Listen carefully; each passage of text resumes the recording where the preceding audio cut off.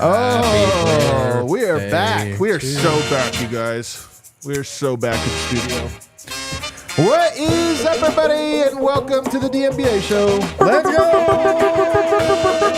Presented by Bet365. Never ordinary, especially not on days like today. Nothing ordinary about today. We got a great show for you lined up. Hangover takes, as always. We get to hear about Vote's perspective of that game. Real fresh set of eyes on that. Did you watch to the final buzzer? Don't lie. Don't lie. No, I did. Did you watch? I watched the game. Did you watch the game? I watched the game. To the final buzzer. I thought pretty hard about not watching it till the final buzzer. I'll tell you that. I did, though. Okay, well, good for you. We'll hear Shout out Zeke Najee, right? Plus 10? That was There you go. almost my big takeaway. He's trying to prove that he watched it. He's trying to get little notes in. How many notes do you have from those What'd you guys 3 think minutes, about Colin fellas? Gillespie's steal there at the end? He You did like hit that that steal? first three he That hit first was three? cash, dude. We're also, you guys, I've been in a philosophical mood lately, introspective, and thinking about what is happiness in a sports context. Because why are we? Does this have anything to do with your birthday today? No. Oh, okay. All right. Maybe a little. Maybe big, it's a little. Big Maybe it's- birthday, big milestone. You worry I don't about know. things, I don't know. You just worry about it. I Happy have birthday, been by worrying the way. about everything lately. So we're going to talk about the 3 pillars of happiness in sports, and maybe it'll give us an opportunity to readjust our eyes, I love so that. to speak, and look at the Nuggets. And then, of course, we're going to talk about what makes this season unique, more about this gratitude, right? Today is a day of gratitude because we were not very grateful last night. And then lastly, there's some headlines that we're going to get to. You guys will never believe it. Carmelo Anthony's in the news again today, talking What? about the number 15. He caught Nuggets fans on a bad day. He really did. Coming off a loss to the Jazz. great We had take, time. man. All Yeah. Nuggets fans are like, you know what? I will log Off on. day. He caught us at the wrong time. To help me with Great all of point. that, I have the aforementioned Brendan Vogt. Happy birthday, Adam. Thanks, I didn't buddy. wish you one online because I don't want everyone to know that I care about you, but I do. So happy birthday. Yeah, that was a close call, man. You almost fooled him. I know. And then over there, it's Harrison Wind. Happy birthday Thank as well. you guys. Feels like Just got to hit the quota, you know? Yeah. I feel like Kim Jong-un right now, with everybody being all like, Happy birthday, Adam. Yeah, exactly. Look Yeah. at this. Make Everybody, sure you don't oh, miss it, Kale. Come on. Dear leader. Thank you guys. It's actually been, I will say, it has been nice, man. Hearing from everybody, it's been surprisingly good. Birthdays are nice, man. No, usually they're terrible. And this one in particular, I've been dreading. You guys know because I brought it up like 3 weeks ago, so you knew I was thinking about it. But, it's been nice to hear from people. Maybe it's just that I'm vulnerable, you guys, because the Nuggets let me down so much last night. Maybe. That Could be that. My heart's more open and more vulnerable. Hangover takes, as we always do the day after. Let's go to the hangover, Kale. Hangover takes, and we didn't get yours. Man, you weren't ready for hangover takes? Oh, my goodness. He's hungover. He's just On my birthday? It's part of the brand. Wow, Kale. No, but you weren't here in the postgame. There it is. Yeah. You were missing. Did anyone mention effort, defense, caring, Utah? I don't think I have unique notes, fellas, but I did see the game. Look, not a great one from the flanking players like AG and MPJ. I don't think had a lot of juice. I mean, MPJ was very bad. I thought it was another rough game from Jamal. I've been sitting on this sort of. I don't want to frame it because I stopped. Get me myself. out of this camera shot, Kale. Make this a one. I stopped myself this morning because I had to remind myself that as much as we can overdo it, it's very real. The Nuggets had the longest season last year and have played the most games so far. And so it's not surprising to me that they look pretty tired. I do think, yeah, definitely keep the camera over here for a second. I do think Denver's best 2 players have been in better shape in their career. Man. I do think that they have. Yeah. But it's also a You little. said 2. Yeah, look, Yoke's been awesome. I'm not to me, I think I've seen him in better shape in his career. I don't want to do the whole, he's the guy that did the Ironman playoff game. He's proven it. I'm not really worried about it. Just as a matter of fact right now, to me, they both look like they could be in better shape. But that's also but as I say this, it is unfair to really bring that hammer down now while they're in the midst of such a high volume stretch. Yeah. So I'm not surprised that they look tired, but they do look tired. Do you think, though, here's the thing. The Nuggets, they do kind of understand the task. It's a long one. And it almost makes it seem like on games like last night, they're quick to be like, we don't have it or whatever. And it makes me think that we really want validation because if you have a Warriors 73 win season, you get 73 nights of happiness. And then you get to the playoffs and you get more. And then you get one really unsatisfying and unvalidating loss at the end. Whereas you could go through what the Nuggets appear to be doing, which is at 82 games, we're on pace to get, I don't know, maybe 15, like really high. Like how many times will we play the funky music this year? Oh, man. 15, 20 times That before seems the playoffs? high. That seems high. Maybe seems even high. And then, but if it's validated at the end with a championship, we're like, best season ever. Right. You know what I mean? So I it's do. almost like we want validation more than just these moments. And them having the exact same record. Is it the exact same record that they did to this point last don't know. season? I think it's just It's close. It's in the same ballpark. so that's really important to look at. Like there's something really poetically kind of good about that for the perspective. Last year we thought that this team was too flawed, at this time. Last year, we thought right now that they were not championship contenders. Right. And we were hopeful they could be, but we were upset that they hadn't met those expectations. That doesn't mean that it's always awesome that they're behind expectations, but it's to the point you were just making. Like, I'm not going to write a column about how they need to get in better shape because A, they know that, B, this is an anecdotal observation, but C, I expect them to be in April, right? So I'm not, but it did feel, but it did look like, all right, man, this group is flawed. This group has a long way to go. But it's important to remind ourselves that we felt the exact same way at the exact same time last year. Right. I went back and listened to the post-game pressers last night, and DeAndre Jordan actually had a few interesting quotes. He said that the Nuggets underestimated the Jazz. I think it's probably true. Yeah. I think it's true, too. And I think that is both perfectly predictable and also inexcusable at the same time. The Jazz are the hottest team in the NBA. Right. They've won 9 of 11. Good teams. They've beaten the Bucks, the Mavs, the 76. Like, they've beaten a bunch of good teams recently. They've been on a roll. Everybody knows that. How could you possibly overlook that? How could you? Yeah. But on the other side of that, one team's the Nuggets, the NBA champions. The other team's the Jazz. Right. From that perspective, I'm not at all surprised that the Nuggets underestimated them. So Yeah. I heard that and I was like, I get it. I'm mad about it, but I also get it. Yeah. It also just seems like firing the engines is harder and maybe more painful than was in years past. Like Aaron Gordon, for example. I don't remember it being hard for him to get up for games. It is now. Is that fatigue because of the short off season and all these different things? Is a little bit of it is you just know how hard it is to go all out in April, May, and June. And so you're almost like pre-resting, like I'm not going to use up my reserves because I know I have to. I think there's a little bit of that. And to be honest with you, I do think it's a different challenge. The Nuggets are in a different challenge than they've ever been. And I wonder how much they would agree with this. That climbing the mountaintop is different than like reclimbing the mountaintop. You know what I mean? It sounds like it's the same thing. Oh, we did that. We just have to do it again. But it is a different mental challenge now because it's not that these games don't matter at all. They don't matter individually, but there are things you have to do. Like there are little things you get out of challenges like last night that the Nuggets, when they don't check that box, you're not getting some of those lessons out of them. Right. But the other half of this too is obviously this is to your point, the Jazz have been doing this for a while, but I think getting up is not the same thing because pretty much every team they play it uses that as a measuring stick game. A different. Do you think so? I really do. An almost different kind of get right game. Like every bad team knows if they don't play hard, it's going to be over in 10 minutes. Yeah. And every good team, particularly teams like the Thunder, the Wolves, it's been this way for the Wolves for a few years. They really right now, this way, after the title. I think that's the difference between this year and last year. Everyone's like, we want a piece of them. Yeah. We want to measure ourselves against them. I think they're getting a lot of teams' best shots. And I do think that maybe there's something particularly exhausting about feeling like you have to meet that every night and knowing that this is a marathon. I think the outside perspective on Denver is very simple. Like they're in a we'll see you down the line mode, right? Everyone expects Denver to be there when it matters. But when you follow it night in, night out, all the dynamics you described, I think, materialize.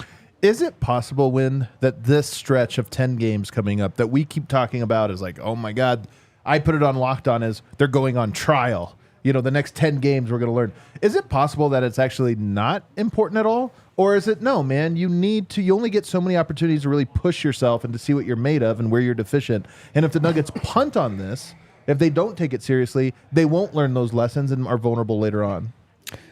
I think at some point before the playoffs, we're going to need to see it for a stretch. How long is that stretch? 3, 4, 5 games against good teams. I feel like we saw it last season. We saw it. Yeah. We saw that stretch. I forget right now when it was off the top of my head, but I'm sure I could go back and look. We saw it, and that's why we were confident even after they mailed in the last month of the year that they had it in them. Even the fact that they won a championship, even the fact that we know how talented and how good this roster is, how good the starting five is, how good the star power on this team is, I'm still going to want to see it for a stretch to feel confident, or as confident as I can heading into the playoffs. Does it have to come in this stretch coming up? No, because there's, another stretch later in the season when it could happen. But it certainly would be nice if it happened during this stretch. Yeah, I mean, it definitely would be nice to kind of see it. I think the young players on this team, and I think Christian Brown, Peyton Watson in particular, they have an important role beyond just learning how to play. Like right now, we keep talking about them. Are they growing into rotation pieces? Can they be in the playoffs? Are they talented enough to this, that? But there is a role that they bring that is so vital that when you're young, you have to bring it. And that is like energy. Yeah. Just energy. And last night, the Nuggets needed an energy injection. Yeah. And the best bench units are the guys that see what happened in that first quarter the other night and say, you know what? We're down 10. We're going to win the energy minutes for the next 6 minutes so that when the guys come back in, hopefully that rubs off on them. I don't know if they're going to be good or bad, but it's going to be a chaotic level energy that contrasts with what we just saw from the starters. And I wonder if Peyton and Christian understand that. You know what I mean? The same way Bruce understood it. Bruce understood it. Bruce understood. I don't think you want to know. If Bruce was on the team, this is the stuff you miss. If Bruce is on the team, Yoke we thought played okay last night. Nobody else. Bruce would have also at least played hard. I don't think Bruce. He might have had an off shooting night, but I don't think we would have been like, man, Bruce was so lazy tonight. Yeah. Yeah. I think there's something to that. I don't know. It's easy to say right now after that game, Christian did that a lot last year. Peyton's done that at times this year. And I also don't know for those guys as young as they are and still with limited skill sets, Peyton, which is still, particularly blossoming, it's not necessarily a switch they can flip. I don't know if they necessarily have control over that. I know the energy part, it feels like it, but they can just be outplayed and overwhelmed by other units on some nights. But at their best, I do think they both provide that. Providing it consistently is their task as they grow into Bruce's shoes. But I think you guys are right that that's the distinction between what he brought and what these guys are bringing is the consistency in that department. I mean, Christian Brown's got to be that guy. Yeah. He's got to. Got to be. He has to. He's the only one, I think. No, I think Peyton needs to be that guy too. Peyton can be too pretty sometimes. That's what I'm saying. Yeah. No, but he shouldn't be. Right. He'll eventually segue into, okay, you can be this. But right now, I just think they both need, on a scale of 1 to 10, their energy needs to be minimum an 8. Yeah. Yeah. We need more from Christian in that regard, though. Way more. We've needed more from him in that department all season. He's been, too reserved. And I think some of that is because he's a little unsure of his game right now, it feels like. But I expected him to be more of that guy this season. Yeah. Didn't we? Of course. He's at his best, he's a rouser. They're loud highlights. They get the fans out of their seats. It changes the energy. And it does feel like this year, how much of that is his fault or not, as there's a different unit around him but it just hasn't been there to the extent we expected it. And I think that's probably the best way to frame what feels missing from him. Last year, I think he was in the comfortable spot of very little was expected of him. And so it was just Right. okay, all I need is energy. That's all I go. And this year, you could tell he's trying to figure out, where do I dribble? Where do I fit into this? Trying to expand his game a little bit. And I'm just curious to see, there's a lot of season left. We're only halfway through. And I think with Christian, he's either going to figure that out in the next 40 games to where he's balancing both energy and skill. But if not, there is a moment to pivot away. And maybe it's after the All-Star break where it's like, all right, stop exploring your game now. Get back to basics, simplify things, and then he'll kind of look the way he did. Right. I kind of suspect that is more or less the arc his season's going to take. Do you guys know that great scene in Whiplash? You remember that movie? Do you guys like that movie? Yeah, that was a great movie, film, right? That was a really good one. Film. Where he's doing the like, are we rushing or were you dragging? And he's like, slaps him. And he's like, was that early? Like that's kind of how I feel Christian is right now, as he's out there like right now being slapped in the face. Right. Like, are you rushing or dragging? He's like, I don't know. That's a great comparison. Who is his J.K. Simmons though? Is it Malone? Just himself, I Just think. himself. Actually, his own brain. Yeah. All right, let's take a break. Any other hangover takes from the game? No. I would love for them to win in Utah. They play again in Utah, right? It's a crazy. Them losing in Utah is such a crazy stat, though. Did you know that before last night? No. No, not Me till neither. yesterday before No. the game. Like So if they were 1-9 in the Jokic era, I'd have been like, "That's a crazy stat." I would have predicted around a 500 record. so they're 1-11 lifetime in that building with Jokic on the floor. Yeah, that's what I'm saying. Yeah. No, I just It's crazy. That's They do play again, right? Yes, they play again on April 9th, which is right towards the end of the season. Who knows if that game will mean much? They play Minnesota the day after. And that game might be for seeding. I suspect and that'll be with 3 games left, they'll play Minnesota. So I think those games will actually matter a lot to the Minnesota one will. So I don't know if the Utah one will mean as much. But for my own personal, now that I'm aware of this stat, it bothers me. So for now that I know that, I hope that the Nuggets do kind of circle that game and say, let's go get a win in Utah, as dumb as it is. right. I had this Nuggets fan hit me up today. He lives in Utah. Bro, And I've saw a lot of these too. He goes to the Nuggets Jazz game twice a year. I was thinking in Utah. I was thinking about those people, man. That's brutal. If that's the only time you ever see Yoke and like you just lose everything, He's you just pencil it seeing in. loss after loss after loss. You gotta after come to a loss. takeover or something, man. We gotta. It's not that expensive a flight. Just fly out here for a home game, man. Yeah, you don't even need a hotel. Speaking of according which, to you. our takeover on Sunday, I'm very excited for it. Even if you're not going to the takeover, you should come down to the bar and hang out with us. It's going to be a really good weekend. Our takeovers, they start to sell out. This one sold out like December 1st. Oh, yeah. For the one happening next week. So, don't sit on this. Sometimes people wait and think, no, just buy tickets, man. It's always a good time. All right, let's take a break. On the other side, what makes this season unique? Let me know in the chat, by the way, during this break, what is unique about this season from an intrigue perspective that we haven't gotten previously in the Jokic era? Guys, if you want cheaper gas, Yeah. yeah, Yeah. do I I have wouldn't your mind that. attention? Wow. Check out Circle K. I walk, but There are that's- Circle Ks all over Denver. drive There's electric. one right by my house. And you can sign up for the Circle K Inner Circle Rewards program and get cheaper gas. It's a free membership. You mean like a cent, a penny or two difference? No, Adam. It's a significant No. discount, man. When you sign up for Circle K Inner Circle, your first 5 fill-ups, you get 25 cents What? off a gallon. a gallon? How could that 25 cents off a possibly gallon, be profitable man. for Circle K? CircleK.com/inner-circle. CircleK.com/inner-circle for more info. 5 fill-ups, your first 5 fill-ups, 25 cents off a gallon. Then you save more, from there on out. You just enter your email, phone number, boom, fully enrolled. It's that easy. CircleK.com/inner-circle. You might see some DNVR stuff at Circle K, by the way, too. Keep your eye Man. out. And I'm telling you, I'm a Circle K'sman now. Dude, there's literally one right by my house. I'm telling you, Circle it's K'sman. I'm a Circle K'sman. All right, judges, What's pull great out. about Circle K is everyone you go in, they're gonna have a solid selection of snacks. Hit me up and let me know if you too have become a Circle K'sman. Sometimes you roll into a gas station, you're never quite sure what's gonna be in there. Yeah. You need a little pick me up. Yeah. Circle K, Yeah. solid selection of snacks and drinks. Strange things are afoot at the Solid. Circle K, Ted. Strange things. They always have windshield wiper fluid too. Always. Circle K is, and dude, you never know, like time traveling phone booths, figures from the past, anything could happen at Circle K. Fubo TV is really dope. 140 live channels of sports, shows, movies, and news. Stream live TV from any device. And here's the real pitch to all of you DNVRers out there. Watch the most Colorado sports for the lowest price. Strangely complicated and difficult these days. Not with Fubo TV. Start watching immediately with a free trial. No contract, no cable. No hassle. Just sign up and start watching.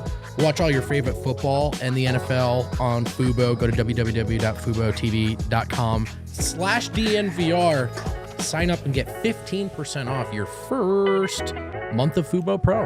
That's pretty sweet.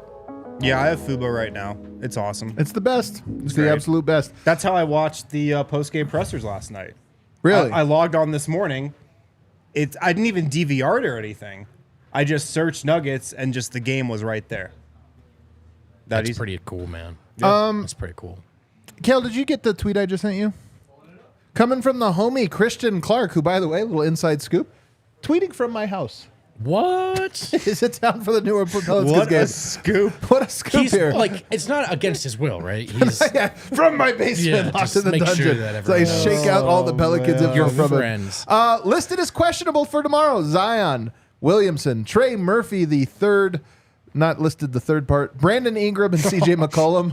Do you guys smell that?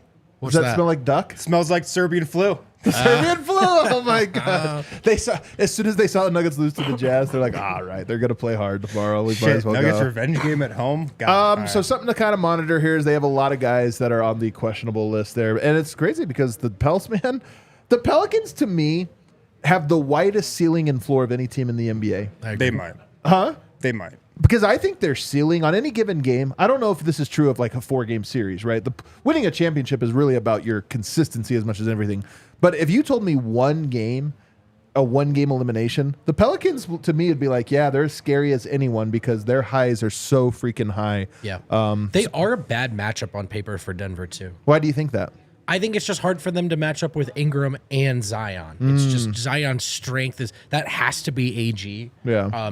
Which then what is it? Porter on Ingram? That's kind of a tough place to be in. I think they've got some quick guards. And then Valanciunas is no joke, man. I think like obviously you'd start a team with Jokic. You'd take Jokic in a series any day of the week. But in any given matchup, could Valanciunas be formidable? I think we've seen that time and time again. So I just think Denver has this really unique or almost unique and fun size 3 through 5 that New Orleans can kind of match. And Denver has a culture and a spirit, I think, to their org that's stronger than whatever's happening in New Orleans. Yeah. But on paper, that's always a matchup that kind of troubles me. Shit, guys. Do you know who's back for the Pelicans? Is it Jose Alvarado? It's Jose Alvarado. The Nugget killer? This is what I'm talking about, guys. He's back, man. I'm talking about. He's back. He is back, man. I mean, that's the first thing I honestly thought of when I saw this injury. Man, I gotta say, did you? The Serbs are gonna get real mad and turn out tune out right after this. But did you see Facu was like the MVP leader or something for EuroLeague? Not even close, And by then, the way. and then I saw somebody quote tweet and say, "This is why the Nuggets are world champs." I thought that was so funny. Sorry, sir. That's actually pretty Thought funny. it was hilarious. What's unique about this season, you guys? I don't get it. I mean, Whatever. just saying, if he's the MVP of the second league, then we can just go ahead and say the Nuggets are world champs. We don't have to pretend that like, well, they didn't beat, Juan Labrada. What's unique about this season? I have number one, Peyton Watson might have star upside. And it's been a long time since we've had a player that could have star upside. So for me, that's one of the things that's unique is last year you had Christian Brown. We've had Zeke Naji. Bones Highland, but as much as Not Bones, star. yeah, like as much as he was awesome, it wasn't star. It was more like this guy could be a sixth man, a perennial Lou could be Williams Jamal type. Crawford. Jamal Crawford, like that's the upside you kind of saw. With Peyton Watson, like I don't buy the Paul George comp yet. I'm just not ready to go there. But when I watch him, I go, this guy might be though an actual player. Like he could segue into one of the big three at some point down the line. Yeah. And that's unique. I don't think we've had that since the core of this team has been established. Yeah. What's been really cool to watch with Peyton Watson and why I think he has some of that star upside is just his feel for the game and just how he moves. You know, he moves like an NBA player. Yeah. You know, like him and Christian Brown move very differently. And you see that like around the rim. Yeah. You know, Peyton Watson, he's got all the footwork. He's got, you know, the finishing down. Like he finishes and moves around the court like a superstar. Yeah. You know, he's just got that body. He's got that feel for the game to him. And that automatically raises your ceiling so much. Just if you have that intangible Aura. Dare we say aura? No, I'm just kidding. it's a little of that. I think to me, it's just like the body type is. Once you see him in he is on the short list of things to get excited about if you have Nuggets tickets in person. Yeah. And it's always interesting.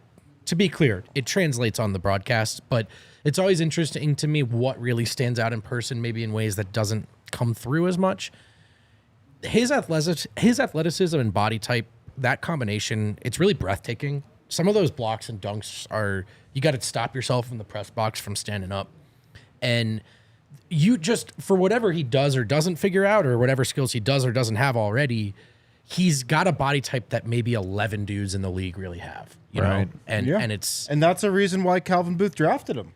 And I just think your ceiling's bigger when you are just built like that. There's so many things he's capable of. The Nuggets, they can't get those players. You can't get a Peyton Watson unless you take him in the draft. All right. Yeah. And that's something that's just unique about this year. The number one, this might be the biggest thing that's unique about this year. The feeling of needing the Nuggets to prove everything. That's gone. Like, the Nuggets are proven already, so you don't need it. And I'm telling you, last year, there was almost more nervousness because you couldn't just sit there and say Jokic is what we think he is, the Nuggets are what we think they are, because people would say, no, they're not. Now, it's proven. So now, highs and lows, in a weird way, it does dull, I think, more the highs than anything, but even the lows where you're just like, they're already proven. They don't need to. We want them to. We want them to prove themselves anew every time, but we don't need them to.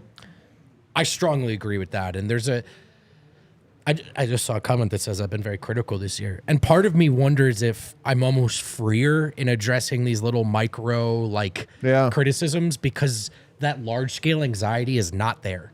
I think last year, this time, maybe we saw some holes in the team, and then there's the anxiety of this is supposed to be the year. Yeah. Are they ever going to do it? And like I said at the start of the show, for everything I said that maybe sound negative, I'm not worried about where they're going to be in April. I'm just not. And so that does change a lot of it. I think it dulls it, though. It dulls the highs. It dulls the highs. And yes, I think that's really well said. And I think that's part of what my viewing experience has been lately. Do you think that's a bad thing? For that the highs are dulled because of this idea? Like, it's just reality. Yeah. It's just is what it is after you win a championship. Things are different now. No, like things are never the same after you win a championship. How you view every game during the season is different. How I view everything about like this team is different after the championship. So I don't know if it's good or bad. It's just reality. Yeah. Don't you think, though, or is there a way, I should say, to separate the individual moment in time from the broader path that a team is on? And why I bring this up is I've always said Yoke's the most present athlete that I've ever seen, and it's an underrated thing that is so appealing about him to me, is that he seems to be able to live inside the moment and not worry about what does this loss mean for a future playoff, whatever. And I do wonder if, like, us as fans, that's a lesson to learn this year is, like, enjoy everything in and of itself, knowing that they mean less. They mean less to the broader arc than ever before. Every game, every moment, every trend. And that's why the NBA season, I love how long it is and how trying it is. Yeah. Because there's little things throughout it that you can get excited for. Yeah. A Peyton Watson potential. Right. A Jokic game winner from half court. Yeah. But also maybe it's not even that. That's still looking forward. Potential is still about, we're watching him develop into something we hope for him to be. But I'm just saying sometimes wins are just wins. And it's like, this isn't the Nuggets building a thing, but that was fun. Yeah, that was an awesome game. That was an awesome game that means nothing. That was a fun night. We could just kind of live in the moment. Every game its own championship, so to speak. And you also never know when it's going to end. Dude, you never quite know when it's going to end. And then you look in Golden State. Exactly. And you see it ending. And man, are there lessons to learn there about exactly what you're saying? Not that they did anything wrong, just observing at the Golden State fan base what you're talking about.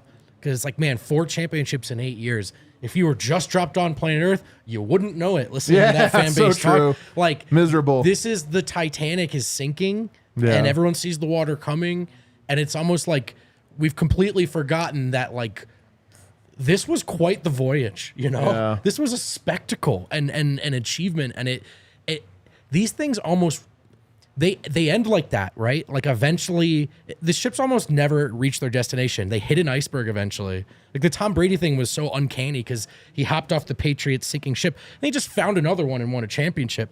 But like you look at the Warriors and they don't just get to gracefully go off into the, like it's a mess over there. And so you don't know how long it'll last, like Wynn said. Are you afraid of the deep sea?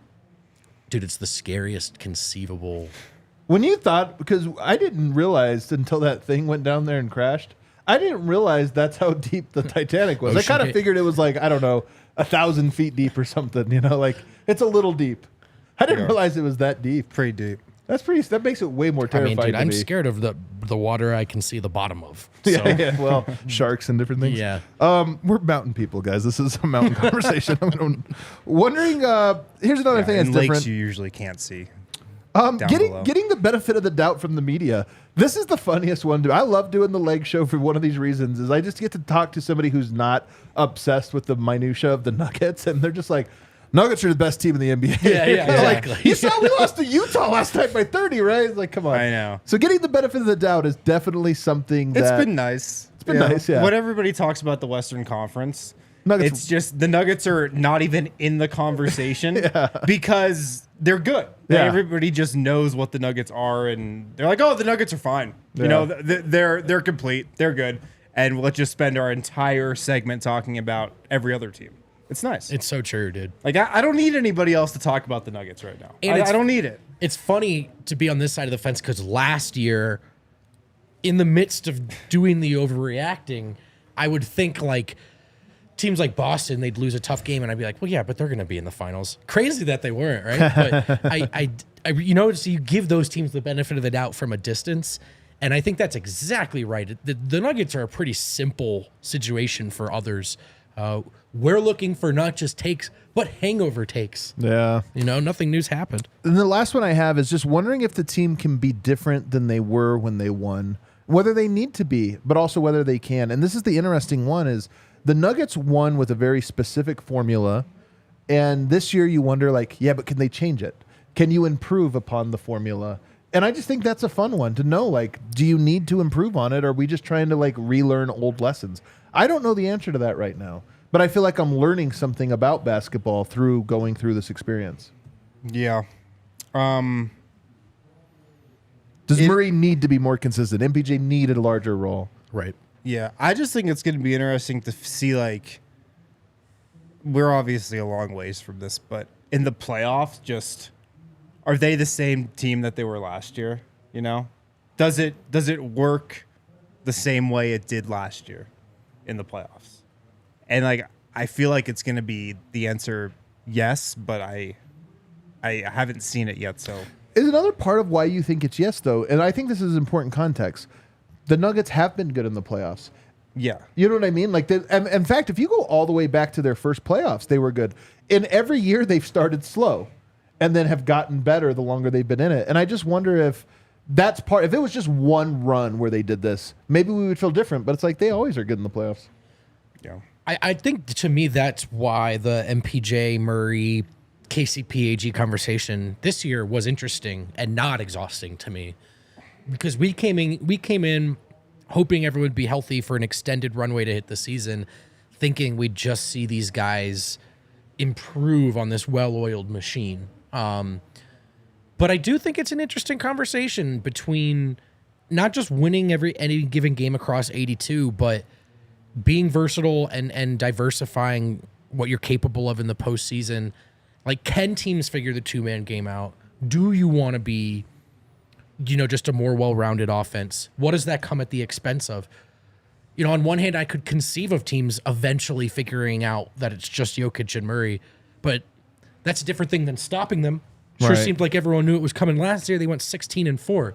So it's not as simple as to say, like, Murray's being selfish. There's nothing wrong on over-relying on the two-man game that won you a title. It's the furthest thing from a sin. But I am curious. I am curious if they do need to evolve, particularly as some of these teams seem to be getting better, and even the younger teams like OKC with room to grow. Yeah. Any other things that you think make this a unique experience this year so far? Oh. I think just trying to see. I want to see if the Nuggets can be better than they were last year, and like they're so far away from showing us that just yet. I mean, they've been good, but I mean to say, oh man, they are playing basketball better. The only time we felt that was with Jokic specifically in the first 10 games of the year, but since then we haven't had that. But I want to see it. Like it would be great to be like, man, this team's even better. I know. I think they will be. At some point, we'll have a stretch. Yeah. I mean, I just think this is a better team than last year's team. The other thing that's different for me is, the bench struggles have been somewhat similar in that it's a very turbulent experience. You don't know what you're getting. Is something that's unique about this year? We don't care as much about the bench struggles. That's part of it. But also, they at least have headroom this time, right? Like I have a deep appreciation for what Jeff Green did. I never thought I was going to see him get better across his Nuggets tenure. Yeah, that's true. I do feel that way about Peyton Watson. Right. I'm hopeful about Christian Brown and Julian Strawther. So while it feels different, it's not, because this unit has room to grow. Yeah. And so that's different. And maybe it's not just about the 5 going forward if Calvin nailed this to the extent we're hopeful he did. Yeah, that's a great take. I like that one. That one is unique. You're right. The bench last year was what it was. All right, let's take a break. On the other side, you guys, I'm going to debut the 3 pillars of sports happiness. Dude, let's go, man. A brand new formula. You guys are going to love it. Red Hawk Roofing, the homies. The homies, Red Hawk Roofing. If you guys need help on your roof, home or business, they do both. Check out Red Hawk Roofing. Go to redhawkroofing.com. Tell them DNVR sent you.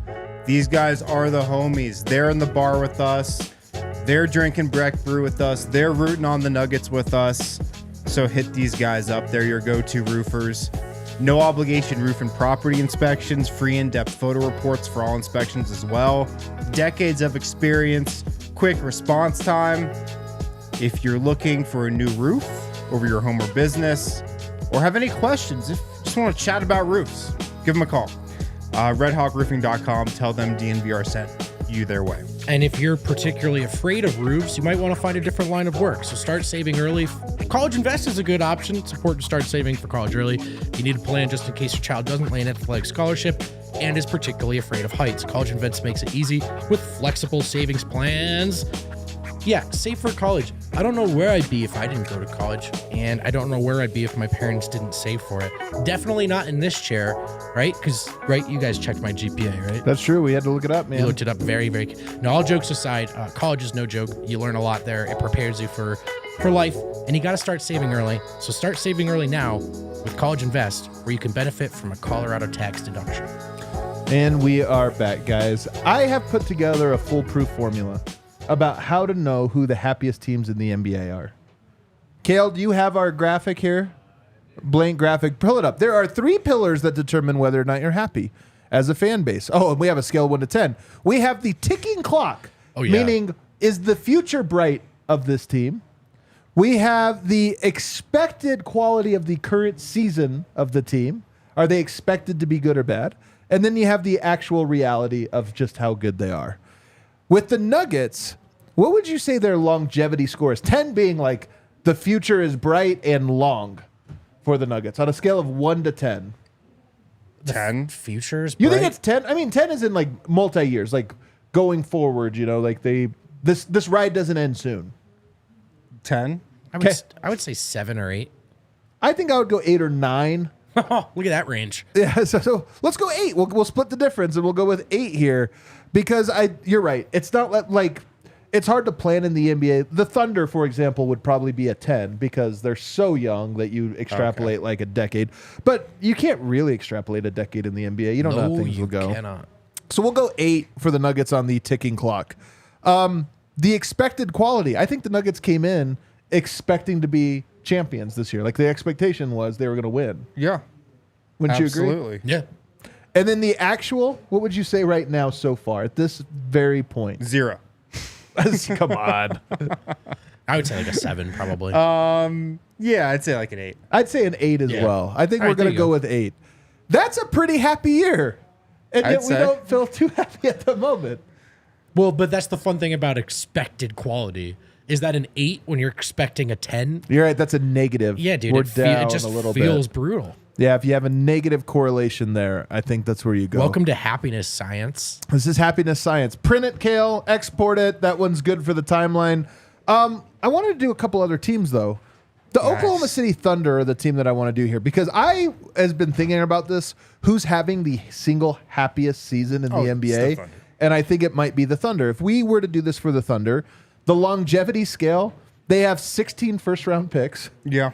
They have Chet Holmgren, J-Dub, who, by the way, guys, I was having this argument a while back about is Jalen Williams part of a big three and getting pushback. No, man. That's like an Aaron Gordon big three, meaning he's really good player, but it's not, you have 2 stars and then you have him. I disagree even more than I did a month ago when I had this debate. Jalen Williams, to me, is incredible. That guy, one of the things that makes the Thunder scary, and if you think about this for playoffs, they can roll him out with their bet. He's the stagger. But he goes James Harden mode in that, like, he becomes the main guy and just cooks everyone. And you give that against the bench unit, and then you bring Shea back in against the starters, and it's like you don't get any pockets of rest. You're constantly being hit with superstar talent. So Would you say he's better or worse than Franz Wagner? he's better. Okay. He's better. Okay. I love Franz Wagner, but he's better That's a than Franz. good question. I'm just trying to get a gauge. Right. I love Franz Gauge Wagner, it. but Franz Wagner to me is more of the Aaron Gordon type guy. He's not a big three. We He's need a the third definitive guy. Adams guys graphic with J-Dub's like my number one rankings guy. and all. I think J-Dub might be my new number one, my guy. It'll be much easier to point out his blatant week to week contradictions if we have. What is it for contradiction there? No, it's just love it. I think it'd be much more fun to chart who's your number one guy if it's on a graphic. week to Adams week. number Trey one guy. Murphy is probably my second number. But Ooh, Franz Wagner slipping? kind of. He's really good. Franz Wagner's really good. Here's He the is thing. awesome. Franz Wagner is the Aaron Gordon caliber player. I think he's your third best player, but not part of a big. It's like you have a duo, and then he's your connector. He's like that good. Right. I don't think he's your number 2.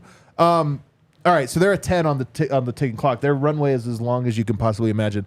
Expected quality, I would go about a 6 here because I think they were supposed to be like a 6 seed this year. Yeah. All right, I like Middle of the West playoffs, I'd say. And yet the reality is they are a half a game out of the 1 seed. I think their season has been a 10 so far. Has to be a 10. That is what happiness looks like in graphic form. When did the Nuggets hit this? Looks like a smiley face. If we could identify the closest the Nuggets were to this year, that's a fun one. The bubble year kind of, except the regular season didn't necessarily feel that way. No. You know what I mean? 2019, what were they at in 2019? Do you remember? Well, 2019, they got off to like the 11-2 start. So it might be that year, I think. Right. And then that they was were the 2 They were the seed. 2 seed. You know what? Yeah. They were the 2 seed. It's that year. It's that year. Yeah. And we felt like the title was coming. It was all in the future. But we even said at the time, like, this is the sweet spot and don't take it for granted. Yeah. I will say that I feel like they get more championship buzz. Like the Nuggets at that year, I don't think anybody was like they could win the title. I feel like with the Thunder, people aren't picking them by any means, but they're not just counting them out. They're like, hey, this team could, who knows how good they could be. I agree with that framing. What other team do we have, Kale? Oh, the Wolves. What do they have? By the way, the Wolves had a great game last night. Did you see the details of this game? No Rudy Gobert, no Mike Conley, and their flight, there's bad weather in Orlando. They didn't leave until the morning. Yeah. Isn't that crazy? And they go out there and push them to overtime. They really collapsed down the stretch, to be honest with you. Ticking clock, I kind of think it's ticking. Yeah, theirs is different than OKC's. They have Anthony Edwards, but this team is like all prime or even past. I think for them, the ticking clock this is probably like a 4. It's not super urgent. You do feel like they could make little tweaks or this or that. Maybe even a 3, to be honest with you. I don't think the runway is that long for him. I'd feel better about it if McDaniels looked awesome this year. Dude, Peyton Watson's going to be better than Jaden McDaniels. Jaden McDaniels fouls too much. He makes dumb plays. Doesn't rebound. I don't know. I'm just saying he's good. I'm just saying I really thought he was like a potentially budding star, and I think he's more of a budding high-end role player. Expected quality, I think the Wolves came into this year expecting about a 7. I think they were expecting to be a 4 seed. It was like, hey, we could be the 4 seed. I agree. This could be great. And I last think year was miserable. and the actual right now has been this. It's been an absolute banger. They are probably a 10. They're 1 in the West. Nobody predicted them to be this good. They just played 16 consecutive games against teams over 500. Went 9-7. That's pretty good. Damn, that is good. The other thing too is they have this complete 180 from this time last year. You know, that's they're expected. All those pillars were like a 1 last year. You know, and all of a sudden, I'm not saying this, but I'm saying if I'm a Wolves fan, if I'm doing my Wolves SB Nation podcast, I'm asking questions. I'm wondering. I'm talking myself into it. They're not that far off. Like, they're contenders. So it's just a crazy. A year ago, they were outside Tim Connolly's house with pitchforks. Yeah. You know, and now they're bringing offerings and gifts and apologizing. Oh my goodness. Who else do we have? Oh, the Phoenix Thank Suns. God. I need a little of this in my life. Ticking clock. -5. It might be over. It might already expire. I'm going to put ticking clock at a 2. I don't think it's quite a 1. You could imagine a world where they come back next year and, you know, add a couple vets around the edges, but not really. I mean, They that's have the best offseason again. They might. What if they had the best offseason? I mean, look, it's at least possible that this is not. They just have a year and then next year that's like, oh, then they're good next year. I mean, look, Devin Booker's not old, and he's very good. Yeah. Same with Beal. His body's old somehow, but he's not that I old. don't know if I can get there. Yeah. All right. But their clock is ticking. Expected quality 10. This was supposed to be the greatest offense we've ever seen. Who are we going to guard? The defensive player of the year. coming Yeah, off the bench. Bull. Who knows what that'll be? And it was just like, oh, this team is going to steamroll. Anybody could coach this team. You guys, anybody could coach this offense. You just roll them out there. It's going to work. And How now are they going to guard it? Yeah. How are they going to guard them? them? Oh, you guys don't think having Bradley Beal as a release valve isn't going to make a difference? You thought Landry Shamet was hard to guard? Yeah. Now imagine he's Bradley Beal. Yeah. They might be better. And then actual reality for them, 2. Yeah. Yeah. This looks like a middle finger to their fan base. This is what it is. This is That's great. total unhappiness, wouldn't you say? This is a Yeah, work this of is art. depression. This is depression right there for the Suns. Surprisingly, PHNX not quite as depressed as I would like them to be. That's like a lot of things. Can we actually. stamp that with like a we skipped steps kind of? That's what happened. That's Can you what bring that happens. graphic back up, Cal? That's what happens when you The middle don't care finger? at all about the Can you soul. bring that back up, please? You want the middle finger again? No, I just want to see what else it could look like. Yeah. That's so good, dude. All right, bring it up. Oh my God. Blur it out. Blur it out. All right, who do we have next? What do we got here? Which team are we doing? Oh, the Warriors. Oh man. Longevity, 0. Yeah. Is this one like a 0? It's a 0. This is, yeah, You were it's a supposed to have 0. the 2 timelines, but that one timeline is just Coming Bad into Camingo. this season, it was billed as The Last Dance also. Yeah, we got to give them a 1 on ticking clock. They have this no feels- timelines. Yeah, there's no They're down to timeline. 0 timelines. Yeah, this is a total 1 situation. Expected quality, I still think that they were expected to maybe compete for it. Not like favorites, but you know what? Like a Luck up 6, and maybe? win. I think it's a 6 or 7, somewhere around there. And then actual, this is really bad. I think 1. I think their vibes are the lowest. I think their vibes are worse than Phoenix somehow. I think 1 too. I think So I think it's a 1. This is a little middle finger. I think that's perfect. Or, as Wynn said, a little something else. It could be an even smaller something else. Yeah. Stamp it, Kel. Grab that one. Do we have another one? The Suns graph next to the Warriors graph is a nice comparison Really is of a where nice those two comparison. franchises are at.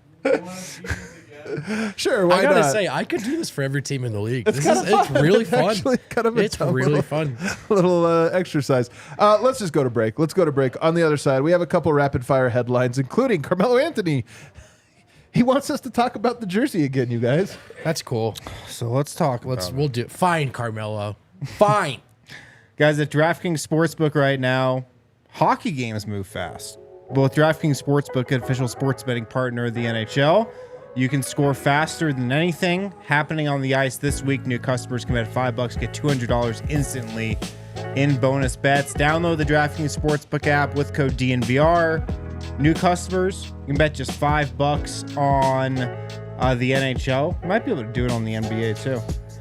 Get $200 instantly in bonus bets only on DraftKings Sportsbook with code DNVR. The crown is yours. Gambling problem? Call 1-800-GAMBLER. Visit www.1800gambler.net. In New York, call 877-8-HOPE-NY. Text HOPE-NY to 467-369. In Connecticut, help is available for problems with gambling. 888-789-7777. Visit ccpg.org. Please play responsibly on behalf of Boot Hill Casino and Resort. 21 plus, age varies by jurisdiction. Void in Ontario. Bonus bets expire 168 hours after issuance.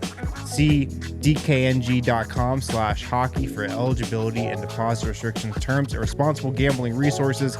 NHL and the NHL Shield are registered trademarks of the National Hockey League. We're back. And we are back. All right, final segment, guys. And we have some headlines. First headline just came to us, you guys. Just dropped. Really? Kale, do you have the video I just sent you? You guys remember Milos Teodosic? Of course. You guys remember old Milos? Yeah. He had a pretty nice Smoking pass. cigarettes before the I game. love that guy. He had a dude. pretty nice little pass here. See if you can big screen this one and play it for us here. Watch this pass. Rebond récupéré par Giedraitis après le bon travail de Davidovac. Dude, no fucking way. Damn, Sorry son. for cursing. A 360. I like how he just spins for no reason to give it to ready. Oh, was that Davidovic on the That was corner three? Davidovic. Dude, you know what All right, that's European enough. basketball rules? Because we always joke about how Jokic's twilight years is going to be some real sicko basketball. Yeah. That's like 20% of the league. Yeah. Guys whose knees can't handle it anymore. And they're like, what if I bounced it off his head and kicked it in the air? That was a sick pass.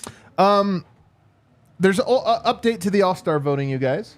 Okay. I don't know if you guys have seen this. I'm locked into this. You guys locked into the latest? Sham Yeah. Sharania has it. Can't Go miss ahead one. and pull it up, Kale. Jokic, second in front court votes. Let's go, dude.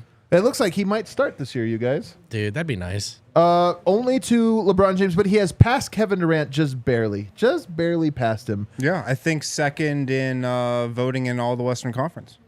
That's correct. I actually think as far as the casual barometer goes, that one's pretty significant. Is it? Yeah.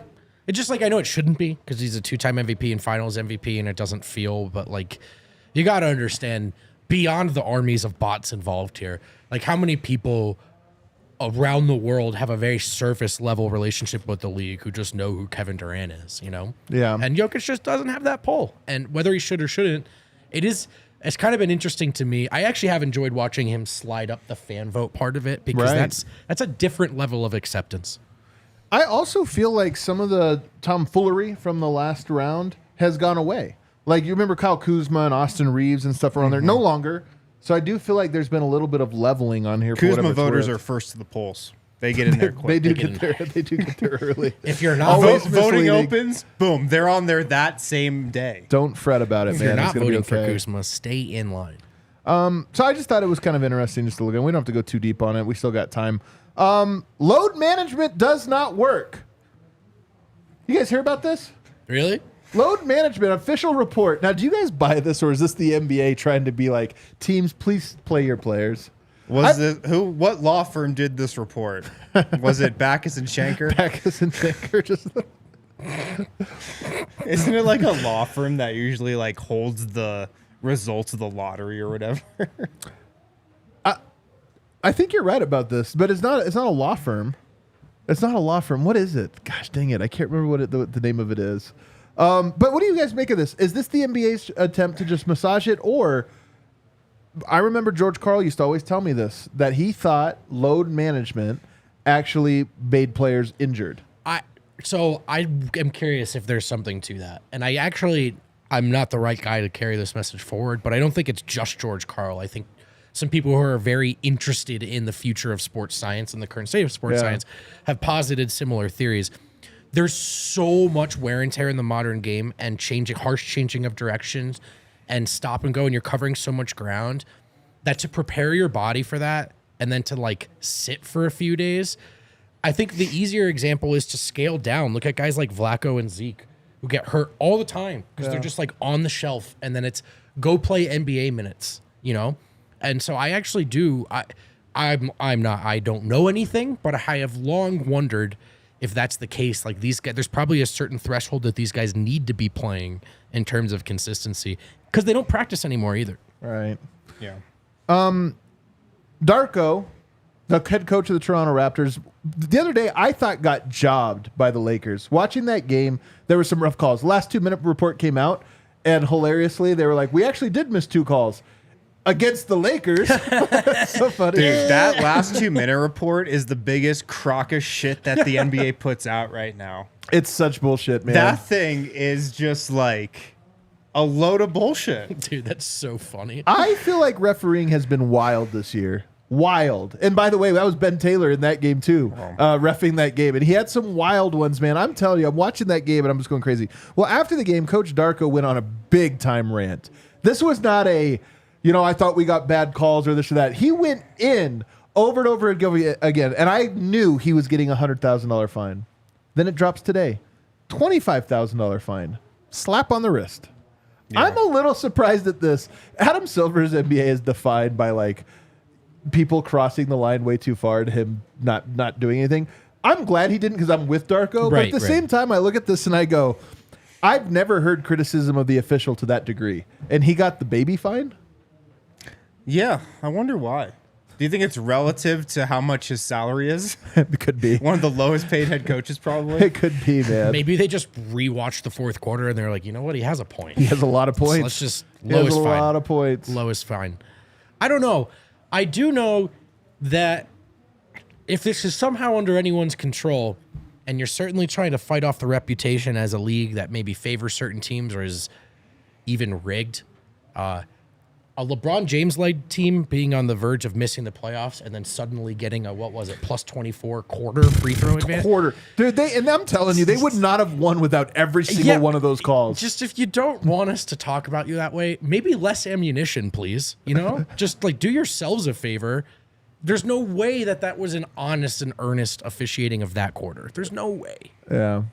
And then we saved the worst for last, you guys. Carmelo Anthony's in the news again. Can we play the clip, Kale? Look me in my eyes. You had to feel away when they gave Jokic that 15, bro, because that's Melo. Hell yeah. Did you think it was a petty maneuver? It was a petty maneuver. It wasn't like, oh, we got numbers to choose from. It was like, here. Take this one. You got 15. Ooh. And y'all put Jokic in the middle of that. He don't know what the He don't even care. He could have been like, I want to wear 15. He could have been like, 15 is here. I can wear 15. Oh, that's Melo's number. You know what I mean? Like, just pay homage. I don't know. He could have wore because he wanted to pay homage. Right. But what I believe is that they gave him 15 to try to erase what you did, what I your did. accomplishments over there. That's crazy. I used to think about it. I don't think about this shit no more, though. Yeah. Because what's meant to be is meant to be. I'll be tuning into that podcast. Do you want to opine? I actually agree with Melo a little bit in terms of the Nuggets being a little petty about it. Originally, they gave Anthony Randolph 15. Right. Before they gave Nikola Jokic 15. Anthony Randolph, star in EuroLeague, by the way. Went on to have a great career, still having it. I mean, Anthony Randolph, who probably was more highly regarded when he came to Denver than Jokic was. But I actually do think the Nuggets were probably a little petty in it and being like, yeah, have 15. You want it, have it. Right. Like, we're not saving this for anybody to retire. Have it. Right. Jokic wanted it for different reasons. Yeah. There's no way he knew who Melo was. No, I think we know. I think it's like, isn't that just the jersey he's always worn? He wore 15, before he came here. And so, they just gave him 15. But I think the people who make those decisions for the Nuggets are a little petty about Melo and definitely were more petty back then maybe than they are now. But I do think part of it was like, have 15. We're not retiring it for anybody. We're not retiring it for that one guy. I do like the version of the story though, where like Jokic shows up and they already know he's going to be a superstar. Yeah. And they're like, "What number do you want, big fella?" And he claps his hands together. He's like, "Melo taught me to love this game." Do you guys have that in an extra large? Yeah. My thing on this has been my stance on this has been the same. You don't get to have your cake and eat it too. Players are allowed to do what Carmelo Anthony did, and people can debate whether it was positive or negative or fair or unfair or whatever. Like, all those opinions to me are valid. But what's not valid is when you do that you don't get to have the fairy tale ending. Things happen. Now, are the Nuggets petty? Maybe. But guess what? The door of being petty was left open by they're that allowed to be opportunity. petty. Melo said here, and the side door honor open. me now as I break up with you. And Denver said, no, thank you. Maybe they shouldn't have. Maybe they should have. But this idea also that like they put Jokic in the middle of that, there's no way they knew Jokic was going to be this. That's the funniest part about it. They could have given that number to Joffrey Laverne. They could have given that number to Nurkic. They could have given that number to a wide variety of players. God bless They you. give it to the one guy capable of doing what Carmelo Anthony feared, which is overwriting his history. And it's true, and it's unfortunate. And to me, my only take on it is that's the breaks. You just don't get to have both things. Yeah. If you choose to go that route, you have the right. But don't expect everybody just to like follow suit and be like, applaud you for it. You lost that opportunity. Nuggets got petty, to your point, but they get to be petty. Did you Definitely. Did you eat a cake today? Is that tonight? Did I eat a cake? Are you a cake guy? It's your birthday. Oh, I like cake, but I don't know. I don't think I'm going to have one. No. No, but I do like cake. I don't go out of the way to get a cake. I'm just curious. We're talking cake Berry metaphors. chantilly cake from Whole Foods. That's a really good from Whole Foods. Yeah, man. I should have known you were a Whole Foods guy. Yo, Harrison's so right. That's the goat cake. What's Berry it called? chantilly. The berry chantilly from Dude. I get it every year on my birthday. Goated. Dude, is it as Nick cake? would say. Cake or this down. pie widely regarded as the better thing? What do you guys think? Cake or I'm a cake well, guy. there's just I don't different like pie. situations for Yeah, both. I'm with Wind here. Really? I mean, I'd probably say more. I have more pie. You have more pie than cake. I agree. I'd say I don't like pie. I don't think there's a single pie I like. I prefer you pie to don't cake. like a warm apple pie with a terrible. scoop of ice cream on 2 top. out of 10. You're insane. 2 out of 10 at apple pie. Kale, file up the draft board. You don't. I cannot wait to clip this and post it online for Adam to get flamed. Cake is What good, about though. a pumpkin pie? Nope. 4 out of 10, but nope. Keep going. You got other pies for me? Cranberry, There's a cranberry Blueberry? pie. blueberry. Blueberry pie, 5 out of 10. Still like take it or leave it. There's no pies. I'm telling you. You know what my favorite pie? What is the earthworm pie? It's like Oreo What? earthworm pie. You guys, I don't remember what it's called. You give this guy a Crush microphone. Oreos. Everybody, thanks for hanging out with us today. Oreo pie? It's been a fun one. It's been a real one. What do we got? Tomorrow, New Orleans Pelicans. Yes, Maybe sir. a big test for the Nuggets, or maybe they're all gone. We don't know yet. We'll find out tomorrow. Either way, hit the like button for us on the way out, and we'll see you.